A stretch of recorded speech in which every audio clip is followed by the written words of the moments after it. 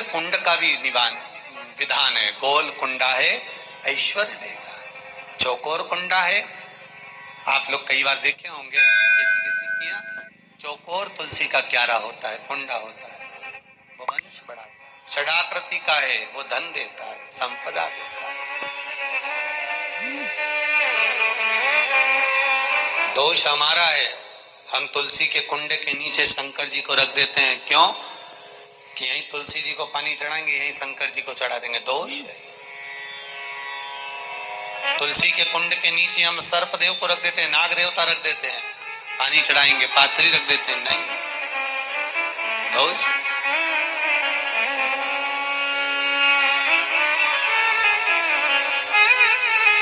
इसका दोष हम सबको, स्वयं अगर गलती करते हैं तो स्वयं को भोगना। कैसा कुंड हो, 7 तरह के कुंडों का व्याख्यान तुलसी के रूप में कहा गया है हमारा। पहला गोल, दूसरा चौकोर, तीसरा षडाकृति, चौथा त्रिवेणी, 3 कोने वाला कुंडा। शास्त्र कहता है जिसके मार्ग घर में टुकड़े हो रहे हो, घर विभाजन की ओर हो रहा हो, तो 3 कोण का कुंडा घर में रखकर पूजा करने पर परिवार एक हो जाता है। 5वां, गार्डन में बिना कुंडे का, बिना कुंड का जो तुलसी का पौधा रोपित होता है, बिना कुंड के एक बगीचा जैसा बो दिया जाता है, तुलसी तुलसी उत्पन्न हो जाती है। महाराज, वहां पर संपदा तो रहती है पर चिंता बहुत रहती है, टेंशन बहुत रहती है। क्यों?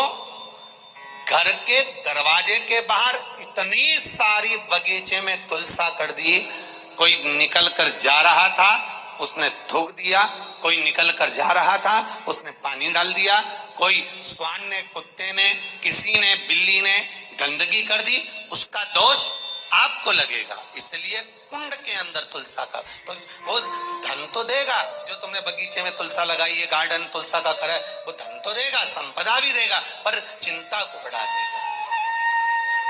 अच्छा,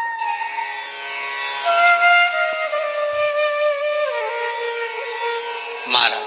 छठा, तुलसी के कुंड को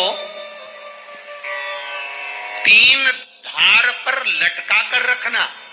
कई जगह पर आपने देखा होगा तुलसी का जो कुंडा होता है उसको 3 जो तार होते हैं, 3 जो चेन होती है, उस पे लटकाया जाता है। महाराज,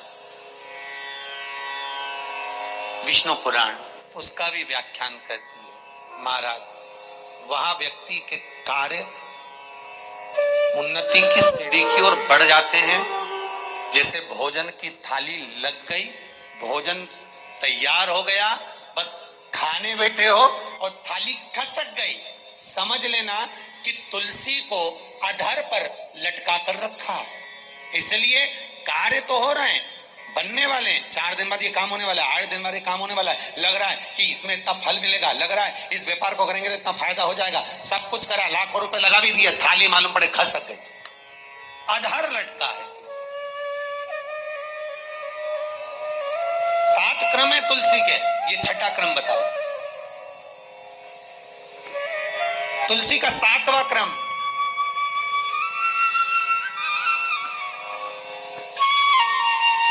तुलसी का 7वां क्रम है। महाराज,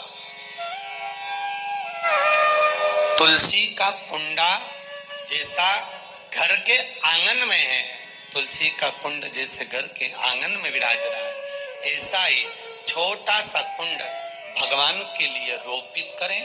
प्रतिदिन भगवान की सेवा करते समय तुलसी का कुंड सम्मुख रखकर उसकी आराधना करना, फिर उस कुंड को वापिस बाहर ले जाकर रखना, फिर दूसरे दिन पूजन के समय पर कुंड को लाकर रखना। हम तो यहां तक कहते हैं, विष्णु पुराण गर्ग संहिता